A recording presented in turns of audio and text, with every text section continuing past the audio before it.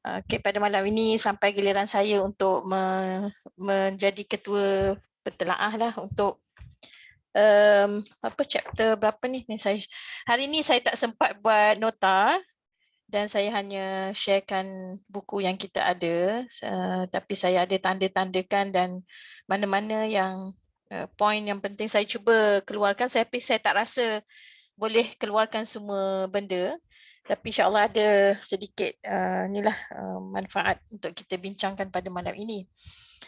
Jadual agak padat 2-3 hari ini, jadi tapi kalau ditangguh pun sama juga kan, nanti banyak lagi kerja lain, so kita teruskan aja. Okey, yang saya ditugaskan untuk mentelaah ni book 3. Kalau kita tengok, sorry jap. Yang dah lepas sebelum tu adalah tentang perbincangan yang agak panas jugalah sebelum ni sebab dia ada kaitan dengan agama dan sebagainya, tetapi pada bahagian saya untuk kali ini tidak sangat disentuh secara langsung. So yang dulu kita memberikan overview terhadap apa yang berlaku pada Eropah dan pada agama, pada morality, kritik of philosophy.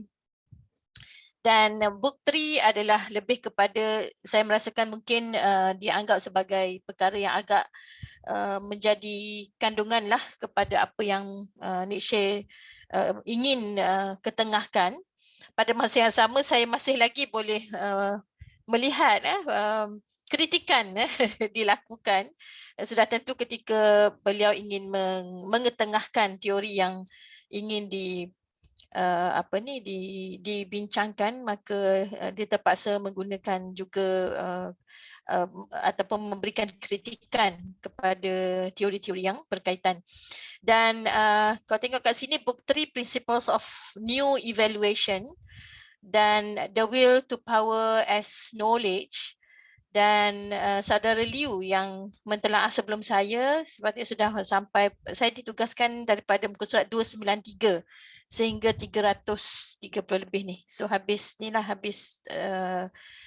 bab 1 ni daripada book 3. Jadi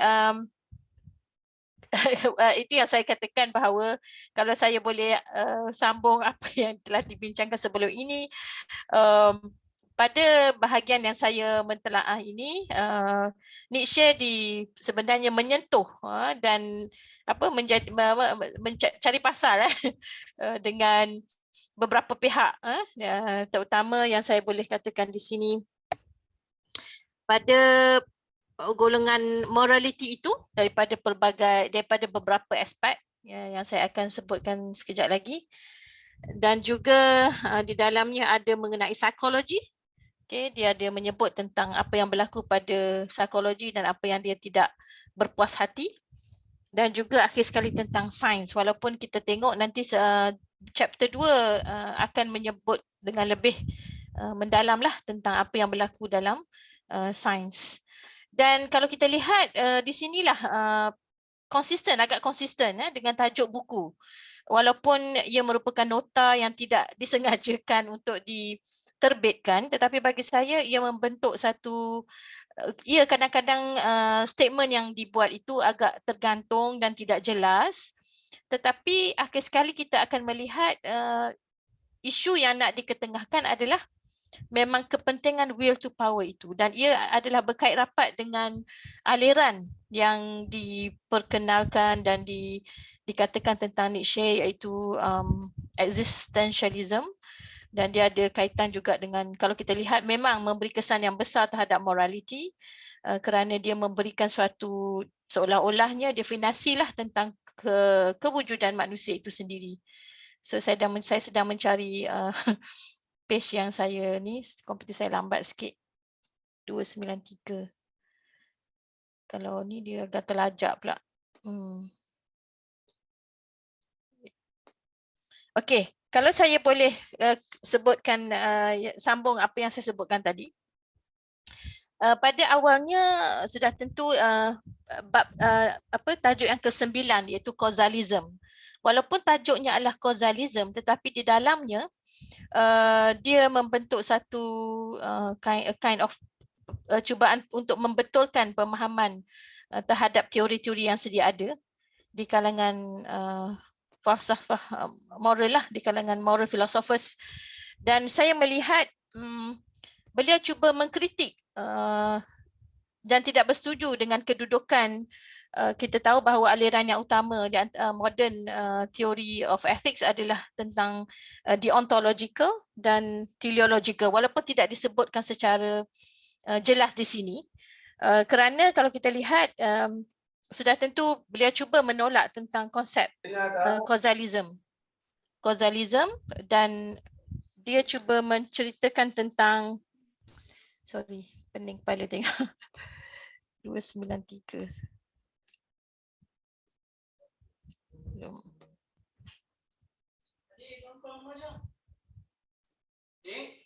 Pada peringkat awal ni saya tak nak bacalah, saya hanya nak sentuh sahaja. Di antara keyword yang digunakan di sini adalah tentang concept of things in apa ni tak ingat. Okey, antaranya adalah subject, object dan attribute. Kerana beliau merasakan bahawa ketika untuk mengatakan seseorang itu melakukan, okey, bukan sahaja kepada manusia tapi juga kepada secara umum, kita suka mengaitkan di antara seorang pelaku dengan yang bertanggungjawab terhadap apa yang dilakukan. Jadi Nietzsche kata perkara ini tidak patut berlaku kerana ia memberikan suatu rumusan yang silap, yang salah. Kerana terlalu banyak faktor sebenarnya yang memberikan sumbangan sebenarnya terhadap apa saja yang berlaku. Okey, di sini dia. Okey. So dia mula dengan kedudukan tentang changes, dan kalau kita lihat pun di sini daripada awal lagi beliau telah mengaitkan di antara changes itu dengan masa.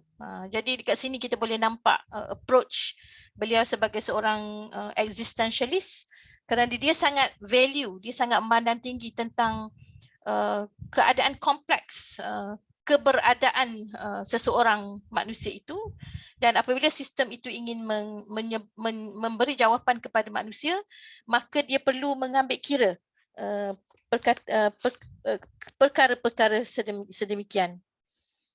Dan so okay, the fundamental false observation is that I believe it is I who do something, suffer something, have something, have a quality. So di sini itulah yang saya sebutkan bahawa ni subjek, isu subjek di dalam perbincangan ketika berlaku terutama kepada perbuatan manusia adalah satu rumusan yang boleh kita kata boleh disifatkan oleh Nietzsche sebagai simplistik, sedangkan perkara ini tidak cukup untuk memberikan maksud kepada apa yang sebenarnya berlaku. Okey, dia juga menyebutkan tentang dalam muka surat 293, saya tak tanda yang ni sebagai satu permulaan sahaja. Okey, subject and attribute or in cause and effect. And this latter belief is only a special case of the former, so three remains as the fundamental belief. That the belief that there are subject, that everything that happens. Okay, jadi di antara subjek, objek itu dan untuk dengan terus mengaitkan tentang cause and effect, maka ini adalah satu keadaan yang tidak cukup. Dan beliau juga menyebut tentang even sekalipun dalam intention. Okay, extraordinary firmness to our belief in causality is not the great habit of seeing one occurrence following another, but our inability to interpret events otherwise than as events caused by intention. So di dalam causation ini, okay, apabila beliau mengaitkan perkara ini, dia cuba mengatakan bahawa causation ini adalah satu a kind of macam ramalan sahaja yang tidak boleh membawakan kepada satu-satu kebenaran ataupun perkara yang sebenar. Sedangkan seolah-olah manusia ini tidak boleh cepat untuk meramalkan ini, dan inilah yang bersekitar di sebalik. Inilah kritik of the concept of cause. Okay, we have absolutely no experience of a cause. Psychologically considered, we derive the entire concept from the subjective conviction that we are causes, namely that the arm moves, but that is an error. We separate ourselves, the doers, from the deed, and we make use of this pattern everywhere. So inilah menunjukkan betapa bagi beliau perlu ditambah baik bahawa keadaan itu yang saya pun tidak pasti juga apa yang sebenarnya, apa yang dikehendaki, tetapi kerana cara Nietzsche adalah hanya menyatakan apa yang tidak betul lah pada pendapat beliau. So dekat sinilah dia akan selitkan tentang kedudukan will, freedom, dan itulah yang cuba di ni. Okay, dan di sini boleh kita katakan sebagai kesimpulan, an event is neither affected nor does it effect. Causa is a capacity to produce effects that has been superadded to the events. So setakat itu sahaja. Kita tidak boleh menjadikan suatu teori dan sebagainya. Okay, the calculability of an event does not reside in the fact that a rule is adhered to or that a necessity is obeyed, that a law of causality has been projected by us into every event. Kerana bagi beliau kedudukan manusia adalah sangat-sangat kompleks berbanding dengan apa yang telah dilakukan.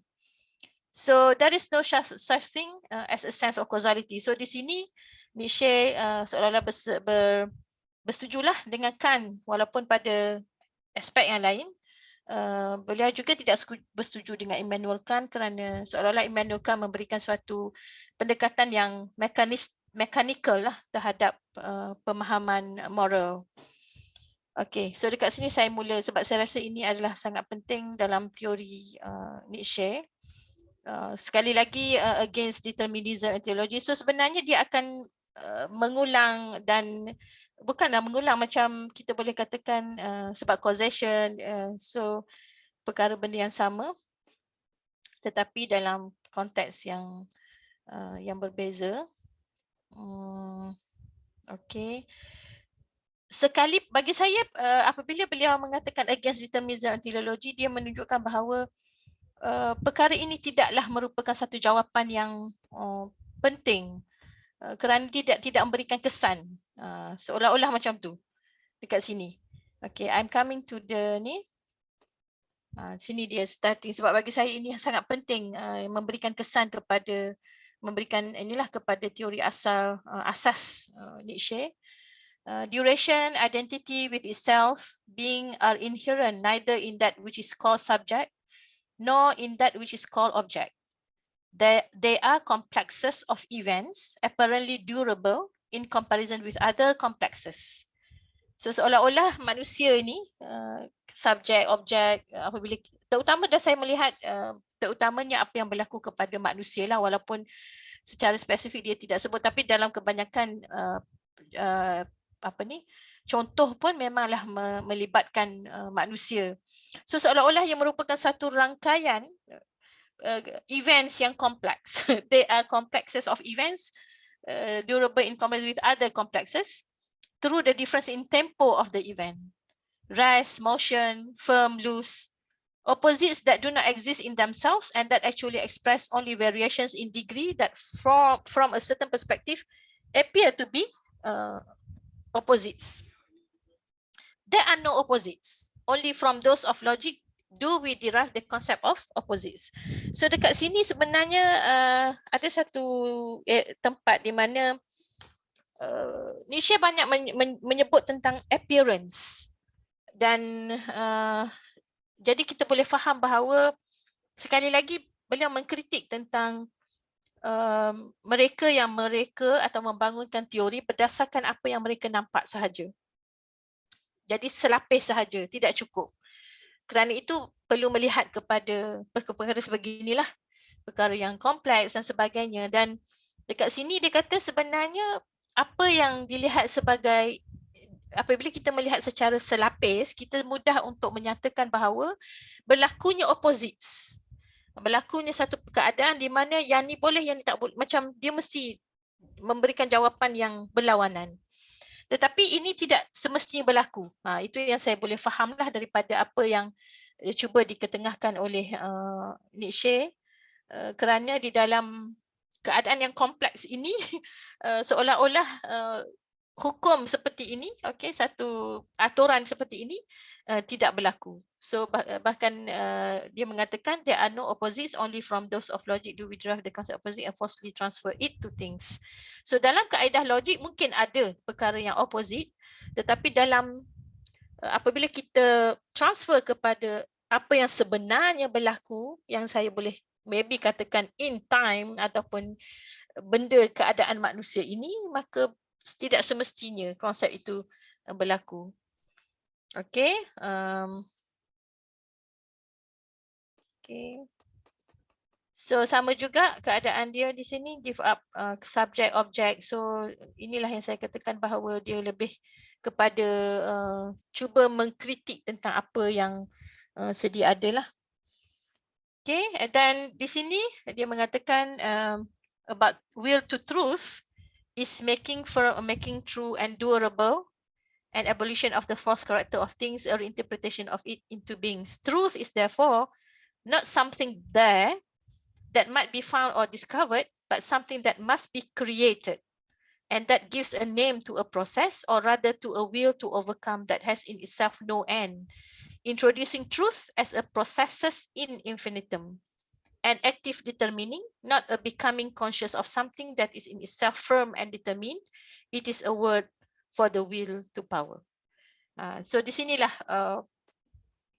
kalau boleh kita faham tentang apa yang dicari oleh dan apa yang diinginkan oleh Nietzsche adalah ini. Sebab itulah dia membawa kepada relativism, kerana dia mencari apa yang sehingga hujung.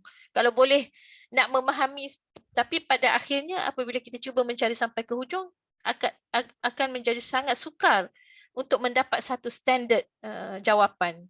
Di mana kalau kita lihat beliau telah mengkritik semua jawapan-jawapan yang boleh dikatakan memberi suatu ialah jawapan yang standard. Kerana beliau sangat melihat kepada perkara-perkara kompleks, sebab bahkan baginya kebenaran ini adalah sesuatu yang belum lagi ada tetapi yang akan. So di sinilah ada kaitan tentang ialah the theory of becoming dan sebagainya, yang seperti mana yang dibawakan oleh tokoh-tokoh existentialist yang lain. Macam kita tahu bahawa Heidegger tentang to be, okay, becoming, seolah-olah, tetapi Nietzsche lebih, bagi saya, lebih keras untuk menyatakan bahawa bahkan inilah secara kebenaran itu. Tapi saya tak pasti truth ini, mungkin saya harapkan bahawa truth ini adalah truth yang kita faham, sebab saya tak pasti, sebab bila diletakkan dalam inverted comma seperti ini, saya difahamkan bahawa ini adalah suatu macam translation yang, ialah sebab kita translate daripada bahasa lain kan. Kalau ada pemahaman yang lain mungkin boleh dikongsikan di sinilah. So life is founded upon the premise of a belief in enduring and regularly recurring things. The more powerful life is, the wider must be the knowable world to which we, as it were, okay, attribute being, logicizing, rationalizing, systemizing as expedients of life. So kalau kita lihat dekat sini, apa yang lebih penting adalah suatu proses itu sendiri, bukannya mencari apa ke itu benda itu. Okay, man projects his drive to truth, his goal in a certain sense outside himself as a world that has being, a metaphysical world as a thing in itself. So itu yang saya cuba sebutkan tadi. Beliau banyak menyebut tentang thing in itself. So dia memandang rendah, Nietzsche memandang rendah terhadap thing in itself, kerana perkara ini tidak cukup untuk memberikan pemahaman tentang sesuatu perkara itu. So all events, all motion, all becoming as a determination of degrees and relations of force as a struggle. So sebab itulah tajuk buku pun adalah Will to Power, dan kalau kita lihat dari semasa ke semasa, Nietzsche akan sentiasa menyebut kembali kepada Will to Power. So inilah mungkin dalam presentation saya pagi tadi, di mana mungkin satu ketika kita tidak lagi tidak bermaksud bahawa pemahaman baik dan buruk itu satu benda yang tidak penting, tetapi ada perkara lain. Jadi kalau kita lihat mungkin pemikir-pemikir sebegini mereka akan mengambil jalan, walaupun Nietzsche sendiri mengatakan dia satu akan datang di mana tadi pun disebut tentang opposites kan, tidak semestinya, tetapi apabila mengetengahkan teorinya, seolah-olah dia sendiri tidak boleh meletakkan menerima pendapat-pendapat yang lain. Jadi kita cuba untuk membawakan ialah semua perkara pada suatu tempat untuk melakukan sintesis terhadap ialah framework of morality lah kalau dalam saya punya area of interest. Okay, as soon as we imagine someone who is responsible for our being thus and thus, etc., God, nature, and therefore attribute to him the intention that we should exist and be happy or rash, we corrupt for ourselves the innocence of becoming. So di sinilah kalau kita lihat sebab apa dia tidak bersetuju apabila kita macam meletakkan kepada perkara lain, kerana ini akan sendiri merosakkan kedudukan ini. Okay, then the welfare of individual is just imaginary, as the welfare of the species. The former is not sacrificed to the latter. So banyak benda yang dianggap begitu confirm pada pemikiran orang lain, tetapi bagi beliau adalah masih lagi masih lagi pada di peringkat yang tidak confirm, tidak ni. Okay, the apparent purposiveness. So di sinilah macam kita lihat tadi kan, sebab saya ada sebutkan tentang deontologi dan teleologi, seolah-olahnya the theological aspect of morality pun mendapat kritikan, di mana ia merupakan semata-mata consequence of the will to power manifest in all events. So the teleology purposiveness tu seolah-olah tidak memberikan maksud atau makna lebih daripada hanya merupakan kesan kepada memberikan consequence kepada will to power. That becoming stronger involve an ordering process which looks like sketchy purposiveness. Okay, so kat sini. So ini yang saya sebutkan tadi. So kalau boleh saya sebutkan lagi sekali, di mana Nietzsche memang tidak berpuas hati apabila membincangkan tentang thing in itself and appearance. So saya kaitkan juga dengan deontological dalam aliran deontologi dalam ethics bagi saya, sebab dia cuba mengatakan bahawa apabila kita hanya melihat thing in itself itu sebagai faktor kepada pengenalan terhadap sesuatu perkara, sesuatu perbuatan itu, maka ianya tidak cukup. So inilah secara umum apa yang cuba diketengahkan. Okay, bawa lagi causalism. Okay, boleh saya baca sikit sini. It's obvious that things in themselves cannot be related to one another as cause and effect, nor can appearance be so related to appearance. It follows that in a philosophy that believes in things in themselves and appearance, the concept cause and effect cannot be applied. So they consider ini adalah Kant's mistakes. Dan di sini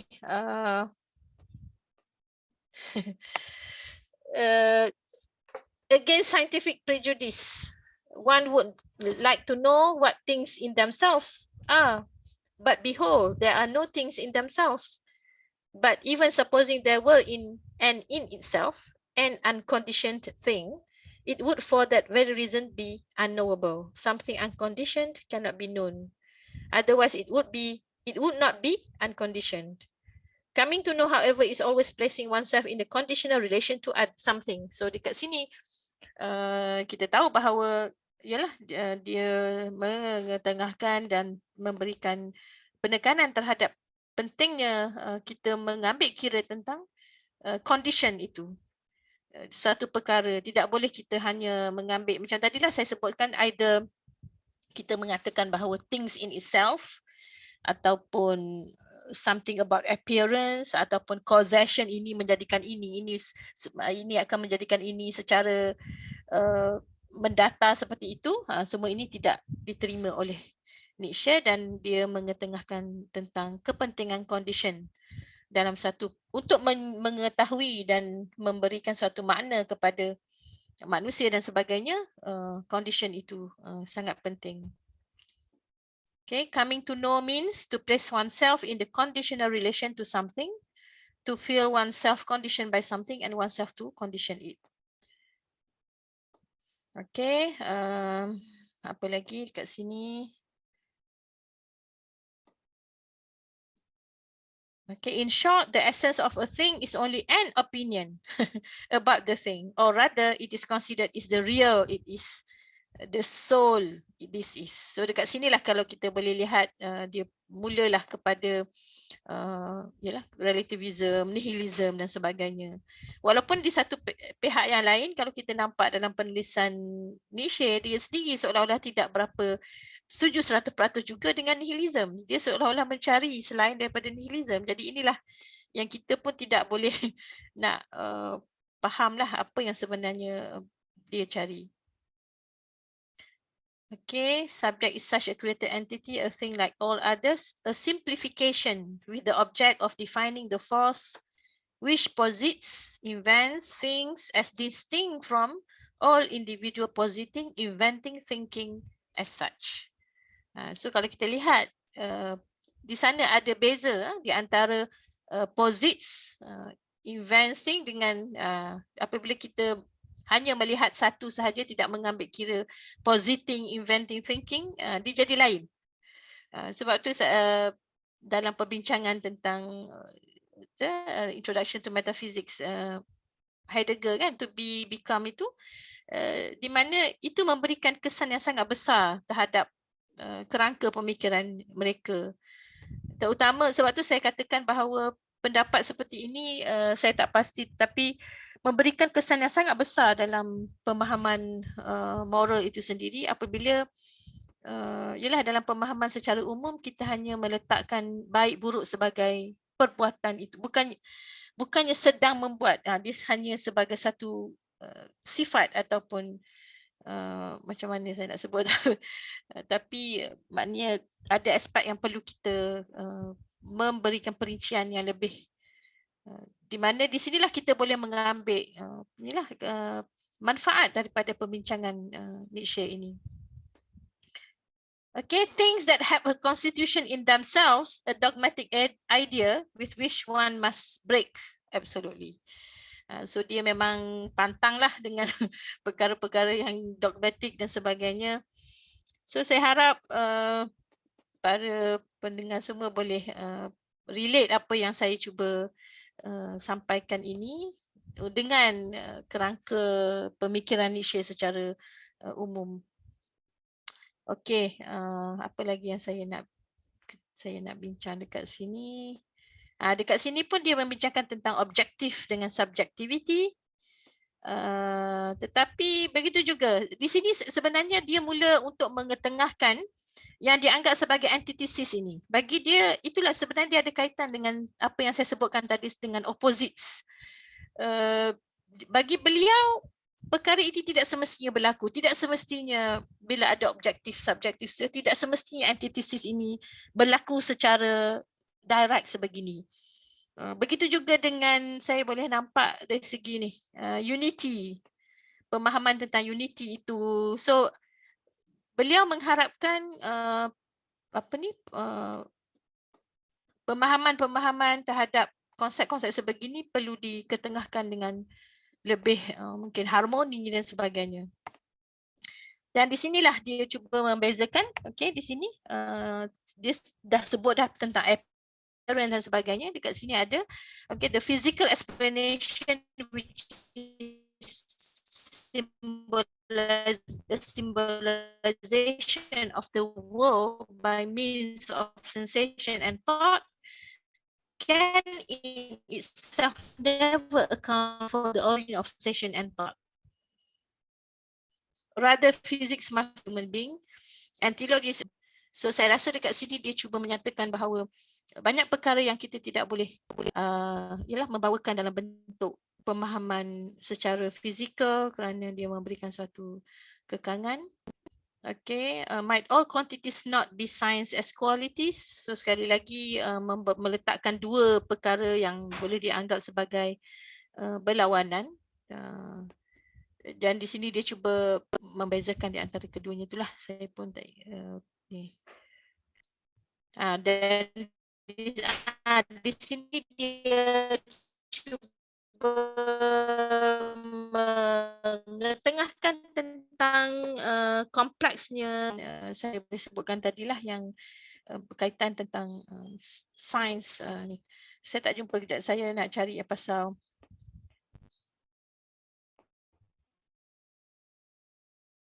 sebenarnya banyaklah yang saya ni concept of true and apparent world, saya rasa dia balik semula kepada tadi.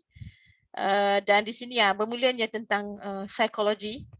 Okay, saya nak bawa satu keadaan dekat sini, the phenomena reality. Okay, so di sini sekali lagi bawa antitesis ini yang tidak semestinya berlaku sedemikianlah. So banyak benda yang kita perlu ni lagi. So saya terlepas ada satu tempat yang beliau mengkritik tentang ni. Di sini dia mengkritik tentang the idea of true world or God as absolutely immaterial spiritual good. Okay, is an emergency measure necessary while the opposite instincts are still all powerful. So dekat sini macam dia tidak setujulah dengan ini. Dia kata dekat sini, okay, the spiritualization. Sepatutnya sifat God ini adalah lebih kepada ni humanity. Saya faham dekat sini. Sementara spiritualization of the idea of God is therefore far from being a sign of progress. So dia tidak setuju tentang spiritualization ni. Itulah di sini dia ni. Psychology of metaphysics, the influence of timidity. So seperti mana kita tahu bahawa Nietzsche ni macam pantang lah kalau melihat kepada kehidupan sebagai satu perkara yang sukakan kepada perkara yang sangat seimbang, sangat tenang dan sebagainya. Okay, dan that which has been feared the most, the cause of the most powerful suffering, lust to rule, sex, etc., has been treated by men with the greatest amount of hostility and eliminated from the true world. Thus, they have eliminated the effects one by one, posited God as the antithesis of evil that displays reality in the negation of the desires and effects. In the same way, they have hated irrational, arbitrary, feared change. Okay, see here.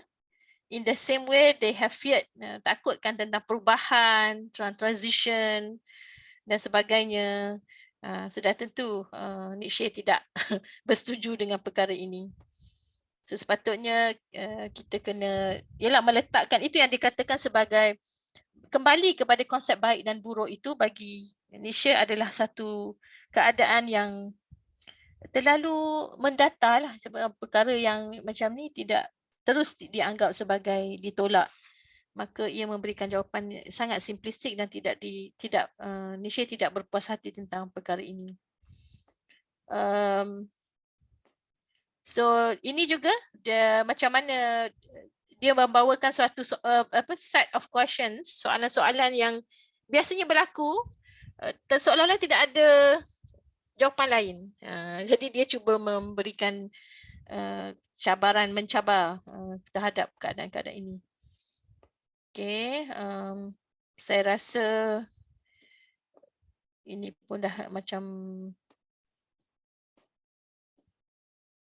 okay, the error on this connection, two opposite concepts are constructed because one of them corresponds to a reality, the other must also correspond to a reality. So dekat sini continuation lah, sambungan daripada apa yang saya sebutkan tadi, bagaimana beliau cuba mengkritik tentang kedudukan antitesis yang berlaku seolah-olah kita sangat simplistik meletakkan satu di kanan dan satu di kiri dan maka mereka tidak boleh sedikit pun bergerak secara seiring. So dia nak tunjukkan bahawa mesti ada satu jawapan yang lebih tinggi nilainya. Okay, dan bagi saya akhir sekali adalah memberikan konklusi yang agak radikal lah kerana beliau membawakan tentang world denial, nihilation, being dekat mana saya baca. So dia terus teranglah menyatakan bahawa yelah di mana seolah-olahnya tidak ada jawapan dan sebagainya. Saya mungkin peringkat akhir kot. Okay, ni. It is of cardinal importance that one should abolish the true world. It is the great inspirer of doubt and the evaluator in respect of the world we are. And it has been our most dangerous attempt yet to assassinate life. Okay, war on all presupposition on the basis of which one has invented a true world among these is the supremacy of moral value would be refuted if it could be shown to be the consequence of an immoral valuation. Okay, so di sinilah macam menunjukkan betapa dia sangat seolah macam frustrated lah dengan apa yang berlaku dan tidak menemukan jawapan. Okay, the will to truth would then have to be investigated psychologically. It is not a moral force but a form of the will to power. Jadi kembali kepada will to power. Okay, we are today faced with testing the assertion that moral values are the supreme values. Okay, bila kita meletakkan supreme values and that's it, maka ini tidak boleh memberikan jawapan bagi beliau. Okay, method investigation is attained only when all moral prejudices have been overcome. It represents a victory over morality. So saya rasa, okay, so dekat sini kita boleh tengok lagi tentang dia menyebut tentang macam mana naif to take anthropocentric measure of things as the rule for determining real and unreal. So di sini sekali lagi lah dia mengkritik jawapan-jawapan yang dianggap sangat confirm tetapi sebenarnya masih lagi masih lagi sangat goyah dan boleh dicabar. Okay. The law of contradiction provided the schema, the true world to which one seeks the way cannot contradict itself, cannot change, cannot become, has no beginning and no end. This is the greatest error that has ever been committed, the essential fatality of error on earth. One believes one possesses a criterion of reality in the forms of reason. And behold, now the world become false and precisely on account of the properties that constitute its reality, change, becoming, multiplicity, opposition, contradiction, war.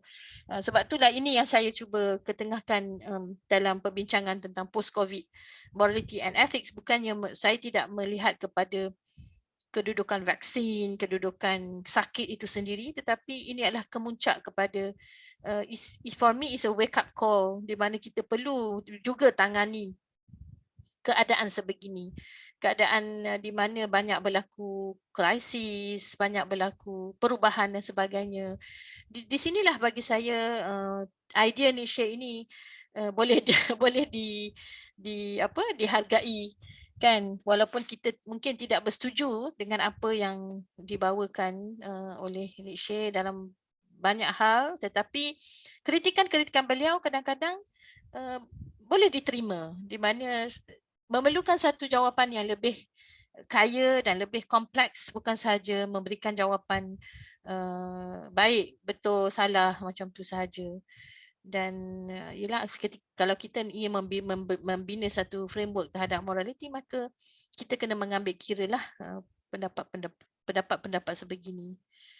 Mungkin setengah orang kata kenapa nak melayan dan sebagainya, tetapi sama ada kita suka atau tak, maka ini memang berlaku sebenarnya di dalam pemikiran-pemikiran golongan muda, maka mereka sangat mencari dan suka mengetengahkan soalan-soalan yang mungkin belum dianggap penting pada satu ketika dahulu. So dekat sini saya suka juga sebab dia membawakan bagi saya di sini adalah satu konklusi, satu macam ringkasan lah kepada apa yang disebutkan sebelum ni. To know that something is thus and thus, to act so that something becomes thus and thus. So dekat sinilah dia bawa lagi, saya tengok dekat sini. Ada beberapa yang dia tunjukkan macam tu. So kita boleh faham jugalah dengan yang apa yang dibawakan. So saya rasa itu saja untuk malam ini. Minta maaf dengan segala kekurangan yang ada disebabkan tidak cukup masa dan sebagainya. Tapi saya harap ia memberikan sedikit manfaatlah kepada sesiapa yang datang pada malam ini. Mungkin buka pada perbincangan.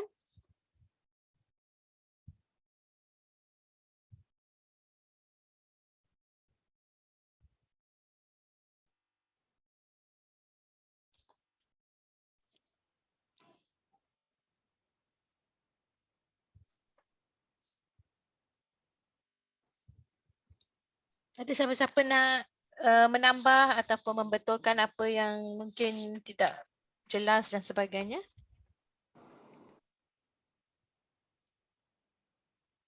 Pasti ada orang, kita tunggu sekejap. Sementara menunggu, saya bagi sedikit ulasan lah. Seolah-olah Nietzsche ni, dia bagi dia being ni sesuatu yang kaku tu. Kalau kita ikut Heidegger, being tu sangat penting, yang ada. Tapi bagi Nietzsche ni, dia macam kritik being ni. Kata being ni tak boleh jadilah yang ada tu becoming saja. Being tu tipu punya. Macam tu. Lagipun konsep truth dia, kalau banding dengan Heidegger dia kata itu perkataan Greek yang aletheia tu unconcealment. Tapi bagi saya Nietzsche ada takrifan lain, dia kata aletheia tu bukan unconcealment. Tapi itu saya sudah lupa di mana dia nyatakan. Apa dia consume? Apa dia ni? Unconcealment yang Heidegger Unconcealment, okay. Itulah komen sedikit tentang being. Okay, terima kasih. I think it's very important ni lah, note kan. Sebab di kalangan mereka tidak semestinya mereka melihat terhadap satu perkara itu ni. So benda ni yang kita perlu gali dan kita nak baca kan apa sebenarnya mereka nampak daripada kehidupan, daripada pemahaman. Ya, asas dia orang berlainan. Ya? Asas dia orang berlainan sebenarnya. Ya, walaupun nampak sama tetapi yalah, terminologi dan ni yang agak utama pun mereka boleh berbeza sebenarnya kan. Ya, betul. Cuma dia orang appreciate tentang perubahan bagi saya dan memerlukan satu pendekatan yang lebih kompleks lah terhadap yalah permasalahan manusia. Ada siapa-siapa nak tambah atau nak tanya yang mana saya mampu jawab?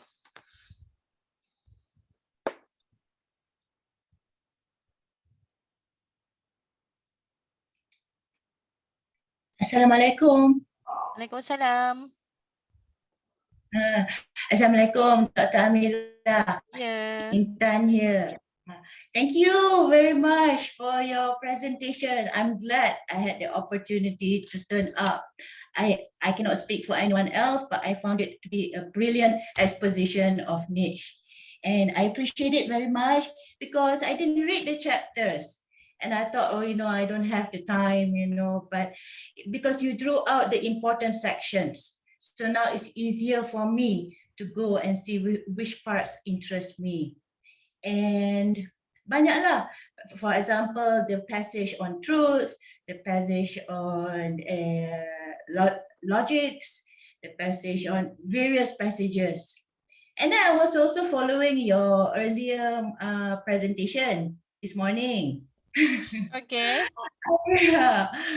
And then you were commenting about it as well just now. So when you were talking about the boundaries between beyond good and evil, and then you were about to conclude and say something important, but I think they told you the time was out. Ya, banyak lagi benda. Nota saya semua saya tak baca. Saya pun kelak kabut sebab dah perasan diorang dah ni kan. Okay. So of course that term brings me back to Nietzsche, and coming back to your review today, you also speak about how morality opposites should not be viewed as opposites, but should be morality good and evil should be viewed as a spectrum within a spectrum, and that it is your interest synthesize, to make a synthesis of this idea of good and evil. And you also spoke about how Nish is saying we should not look at morality, ethics in terms of a one dimension, secara mendata, correct? And then you seem to say that there are benefits for yourself as a theologian to read this chapter on Nietzsche and what he says about will to power, will to truth, and you seem to be encouraging students to perhaps consider several. Today's session in current situation COVID-19. So now the debate is about who is telling the truth, who can we believe now, the scientists or the politician or the theologians? We do not know. We just do what we have to do. We are told, okay, take two dosage, or maybe take a booster, another booster. We don't know how long it will go on. And I do not know. I do not mean to put down Malaysian scholars, but I don't think the Malaysian scientists are at the level to have a debate with the international medical experts. So, not only the scientists cannot talk with the scientists, but the Malaysian scholars, we cannot even participate between the debate between scientists and non-scientists. About the ethics and the politics and the laws of vaccine and, COVID-19. Maybe you want to share some of your views about what's going on from your academic perspective, and in particular with focus on how Nietzsche helped you maybe in some ways have different ideas. Okay, thank you, Intan. Actually, supposedly you asked during that conference that we can. Very good question, I believe. But one thing I want to respond pertaining to looking from the various spectrum, etc. We have to understand that what I understand from morality and ethics, we have to understand that there are two things. One is about the kind of general, good and bad. We need to have that. We need to have that. We cannot have something that always changing from time to time from this person. Even you can see even among religions also, they have certain, common bad, common good. So that is, we do not want to question that, but we need to give more a kind of leeway, okay, when it comes to human choice, human performance. We cannot just being very judgmental when people are doing maybe a decision that is different from us, because we do not know about their condition. Yes, we do not know about their situation. So this is something that must be, I share some concern from Nietzsche when sometimes people are becoming religious people can become quite dogmatic in trying answering to all kind of situations, and this is what makes people feel macam rasa rimas kan, sebab semua orang nak orang agama nak jawab sedangkan dia tak faham pun apa yang sedang berlaku. So ada dua benda lah dekat situ. Satu, general good and bad mesti ada, tetapi di dalam ketika kita nak mengamalkan tu dia banyak isu yang melibatkan, dan ialah sebab tu benda yang tetap itu tak banyak sebenarnya. Yang banyaknya adalah melibatkan kita punya macam balance lah. Kita kena decide for ourselves, dan saya sebutkan tentang macam mana being merciful can be also bad sometimes. Bila kita deal dengan anak, kita nak disiplin dia tapi kita asyik tak apa, lenient, so maka dia akan jadi itulah yang kita boleh sedikit yang perlu kita faham. Dan sebenarnya penghujung tu saya sebutkan bahawa sebenarnya akhlak, morality dalam Islam adalah satu aspek yang sebenarnya membuka kepada ijtihad persendirian, dan ia ada kaitan dengan soalan Intan tadi, di mana perspektif yang diberikan dan saya rasa saya tak pasti, tetapi bagi saya mungkin yang apa yang tidak is not satisfied with by the public is when mereka merasakan bahawa there is no kind of transparency, isn't it, di kalangan saintis dan sebagainya. Di sana tidak ada argument yang balance di mana hanya satu pihak yang diberikan bercakap dan pihak yang lain seolah-olah didiamkan kerana tidak mengikut dan dianggap salah dan sebagainya. Itu sahaja. Tetapi sepatutnya apabila benda ni berlaku, akhir sekali dia akan kembali kepada kita. Sebab tu bila saya buat bulatan-bulatan tu, value, specific, prescribed, good and bad, that is clear. And then ada values yang untuk mencapai tu kita ada banyak cara, dan di sana sudah ada sedikit, ialah bukan kelonggaran, macam different spectrum lah yang mungkin Intan sebutkan tadi, cara yang berbeza. Dan yang paling atas tu, yang ideal, yang paling itu, sebab tu kita kalau konsep agama Islam adalah apabila kita berijtihad kan, dengan make sure bahawa apa yang kita buat keputusan itu dengan knowledge yang cukup lah, dengan research yang cukup dan sebagainya. Dekat sini kadang-kadang kita fail sebab kita hanya mengambil pendirian tanpa membuat satu perhitungan lah, satu balance dan sebagainya. Jadi mungkin di situlah saya, kalau boleh pendapat saya lah, akhir sekali kembali kepada kita, dan sebab tu kata follow the heart dan sebagainya, tapi tak boleh lah kita follow the heart without knowledge kan. So kita kena membaca dan sebagainya, dan akhir sekali kita mengambil kira lah kepentingan bersama dan sebagainya. Banyak aspek yang kita ada itu mesti ada pro and cons, and that is life. Kehidupan ni, sebab tu saya kalau dengan pelajar saya akan tunjukkan bahawa sebab tu ethics is very macam kompleks, sebab dia bukannya satu jawapan betul atau salah. Dalam banyak hal memang, biasanya saya akan tanya, contohnya dalam satu situasi, you dah janji jumpa dengan lecturer during consultation hour, you dah janji, tiba-tiba kakak you datang dari kampung minta tolong. So which one do you think? So it is about prioritizing. So itu yang sebenarnya bukan senang, bukan mudah apa yang kita buat dalam kehidupan. Sebab tu kita tidak boleh jawab sebab dah tahu ke apa ke. Banyak benda yang kita kena buat yang kita sebutkan sebagai ijtihad itulah. So itulah saya rasa apa yang saya boleh kongsikanlah dengan Intan. Terima kasih. Terima kasih Doktor, thank you. Thank you. Okey, ada lagi yang lain nak tanya pasal buku ni?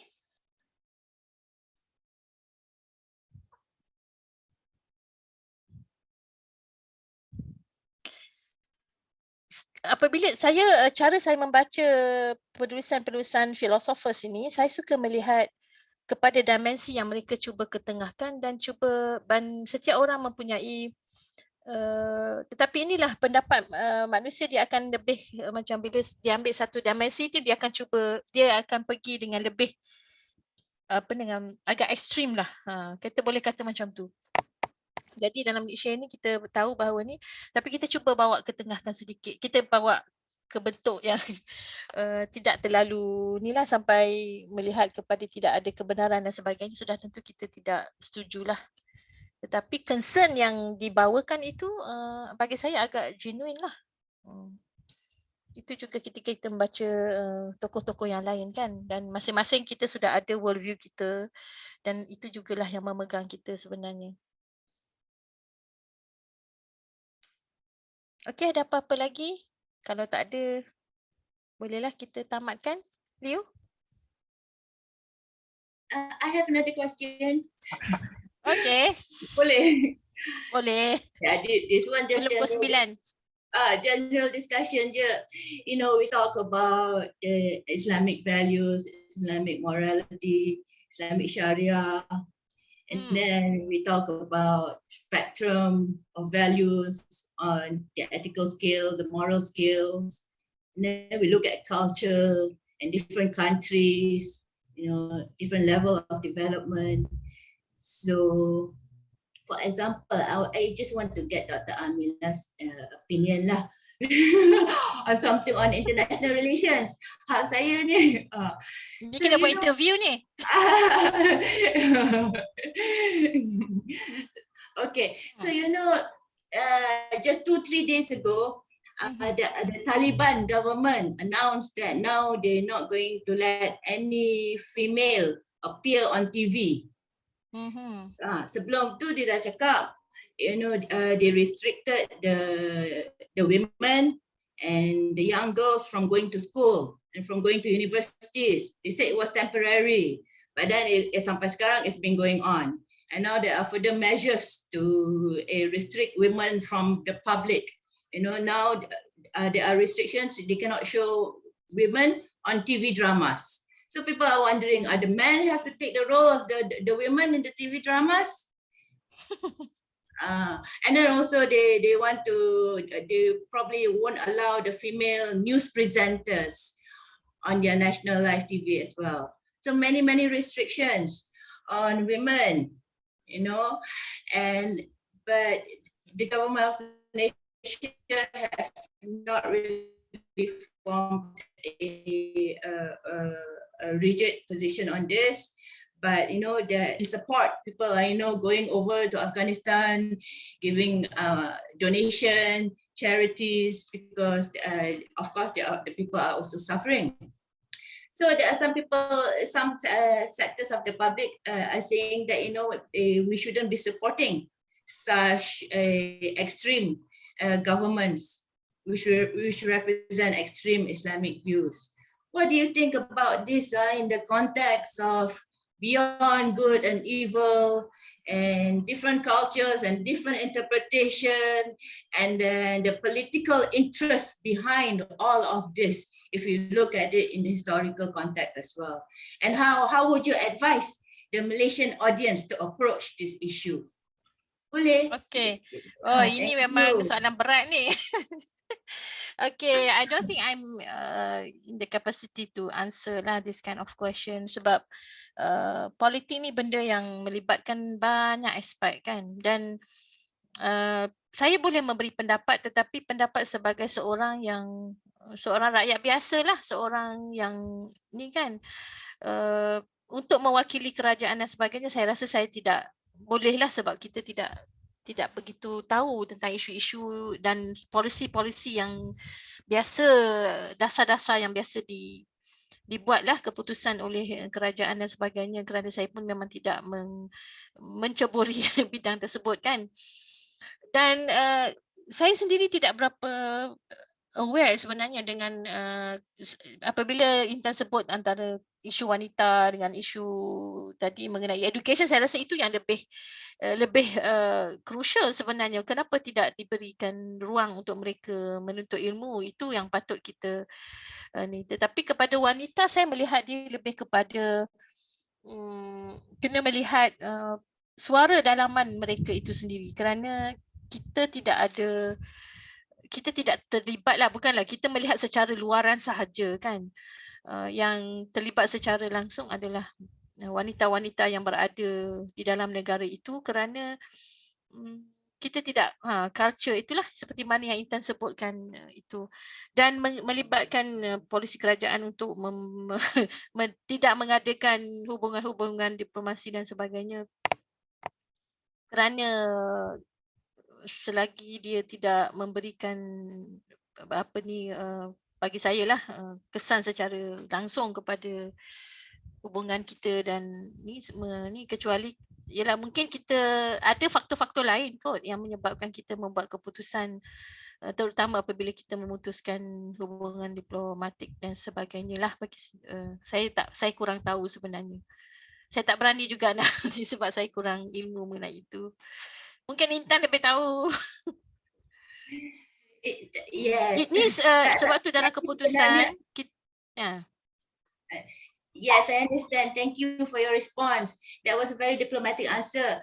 But actually, I was just asking from the point of view of yourself as an Islamic scholar, the issue of not allowing females to study. Itu tidak patut berlaku lah. Tetapi kita tidak tahu sama ada satu isu saja sudah cukup untuk kita memutuskan diplomasi, hubungan dan sebagainya. Itu yang persoalan yang saya tidak boleh memberikan jawapan lah. Dan sudah tentu ketika nak buat keputusan, sebenarnya it's not easy apabila melibatkan perkara sedemikian. Dia memerlukan experts untuk mengeluarkan hujah macam tadi jugalah. Kita kena buat survey dan sebagainya, dan dalam hal ini kita memerlukan orang yang berkepakaran, yang terlibat, yang melihat secara langsung dan sebagainya. Yes, Okay, I Intan. was wondering. Okay, thank you. Thank you very much, Dr. Amila. Okay, Leo, rasa kalau tak ada soalan bolehlah kita Yalah, boleh kita tamatkan. tamatkan. Ya, terima kasih. Terima kasih Dr. Amila. Terima kasih kepada semua peserta. Okay, kita tamatkan. Okay, Selamat terima kasih malam. semua. Okay, Assalamualaikum and selamat malam. Waalaikumsalam.